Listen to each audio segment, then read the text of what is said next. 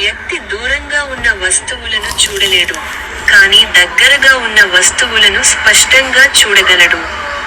ఈ రకమైన లోపాన్ని మయోపియా లేదా సమీప దృష్టి లోపం అంటారు. 2.